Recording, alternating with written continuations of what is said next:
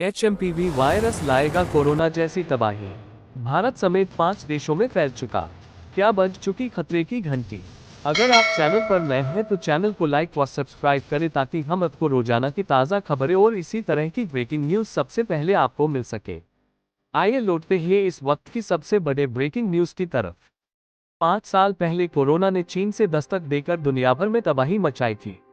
आज फिर से चीन से ही आया एचएमपीवी वायरस दुनिया के 5 देशों में फैल चुका है। इसकी संक्रमण रफ्तार कोरोना जितनी तेज है। आइए हम जानेंगे कि क्या ये वायरस खतरे की घंटी है।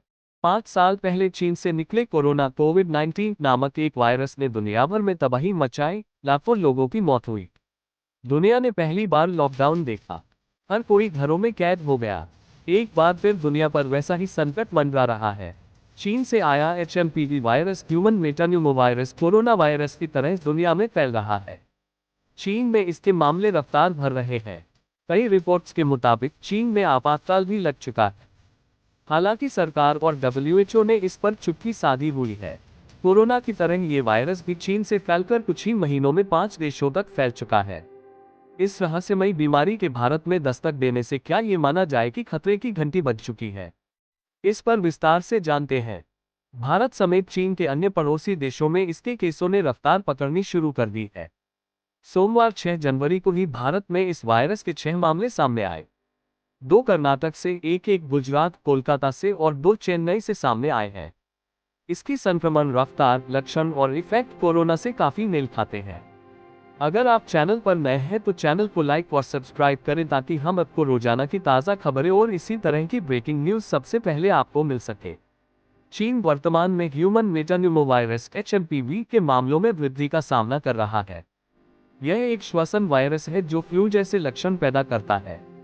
इसमें रोगी को सर्दी, जुकाम और खांसी की दिक्कत होती है। फिर 3 से 4 दिन में ये बीमारी फेफड़ों को बुरी तरह जकड़ लेता है और रोगी का सांस लेना भी मुश्किल हो जाता है। अब तक आए इसके ज्ञात केसों से पता लगता है कि यह बुजुर्गों और छोटे बच्चों में फैल रहा है। जवान लोग फिलहाल इससे बचे हैं। हालांकि बीमार लोगों में ये तेजी से प्रभाव डाल रहा है। हालांकि जानकारों का कहना है कि यह कोई नया वायरस नहीं है। यह एक तरह का श्वसन संबंधी रोग है जिसके मामले में सर्दियों में बढ़ जाते हैं।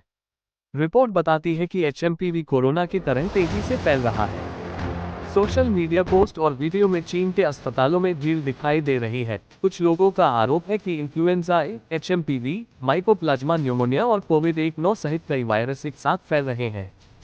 स्वास्थ्य अधिकारी स्थिति पर बारीकी से नजर रख रहे हैं। अब तक कितने देशों में फैला। चीन के बाद इस वायरस ने मलेशिया में दस्तक दी। मलेशिया में हाल के महीनों में एचएमपीवी वायरस के रोगियों में वृद्धि देखी गई है। स्ट्रेट टाइम्स की रिपोर्ट के अनुसार मलेशिया में 2024 में एचएमपीवी के मामलों में उल्लेखनीय वृद्धि देखी गई है। कुछ ही महीनों में इसके 327 मामले सामने आए हैं। हांगकांग में भी एचएमपीवी की रिपोर्ट की गई है, हालांकि वहां मामलों की संख्या कम है। दक्षिण अफ्रीकी ब्रॉडकास्टिंग कॉरपोरेशन (SABC) समाचार रिपोर्ट के अनुसार जापान में स्थिति पर बारीकी से नजर रखी जा रही है। जापान ब्रॉडकास्टिंग कॉरपोरेशन की एक रिपोर्ट में कहा गया है कि जापान में इन्फ्लुएंजा के प्रकोप ने पहले ही हजारों मामलों को जन्म दे दिया है। 15 दिसंबर 2024 तक देश में 94,259 फ्लू रोगियों की रिपोर्ट की गई है। 6 जनवरी को भारत में इसके 3 मामले सामने आए। कोरोना वायरस जैसे एचएमपीवी के 8 केस सामने आए हैं, जिसमें महाराष्ट्र, कर्नाटक, तमिलनाडु में 2 केस, बंगाल, गुजरात में एक मामला पाया गया है। क्या ये भारत के लिए खतरे की घंटी है।